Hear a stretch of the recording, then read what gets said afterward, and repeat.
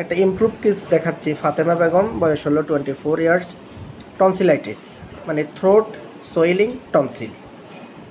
এই যে repertory sir যেভাবে দেখায়, ক্যান্স রেপার্টরির যে অধ্যায় হলো থ্রোট, রুব্রিক হলো সোয়েলিং,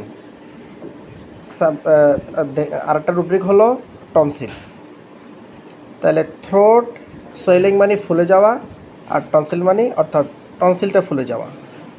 আমি যেটা দেখাতে চাচ্ছি সেটা হলো একটা মানে ব্যতিক্রমধর্মী কথা বা লক্ষণ দেখাতে চাচ্ছি আমাদের যারা নাকি ক্যান্স রেপার্টরি খুব ভালো করে ফলো করেন। আসলে অন্ধবিশ্বাস করা যাবে না কোনো জিনিসকে, পৃথিবীর কোনো জিনিসকে অন্ধের মতো বিশ্বাস করা যাবে না। আপনার চোখ কান খোলা রেখে তারপর কাজ করবেন।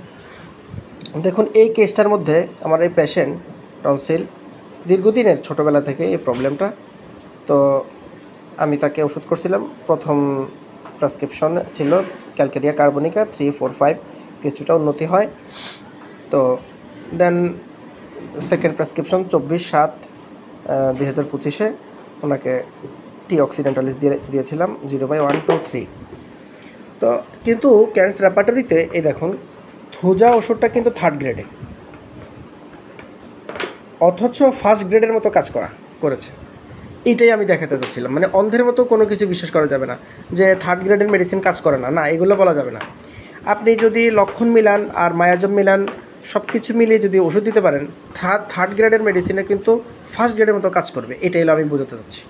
তাহলে ফাতেমা বেগম, আচ্ছা আপনার টনসিলটা এখন কী অবস্থা, একটু ভালো আছেন? ভালো আছে, সে কথা বললো, ভালো আছি। এখন আমাদের কাজ হলো এই থুজা মেডিসিনটাতে ব্যথা নাই এখন আর। তারপর হলো টনসিলটা বহিরাংশে যেরকম একটু ফুলা ছিল সেটা কমে এখন ভিতরে।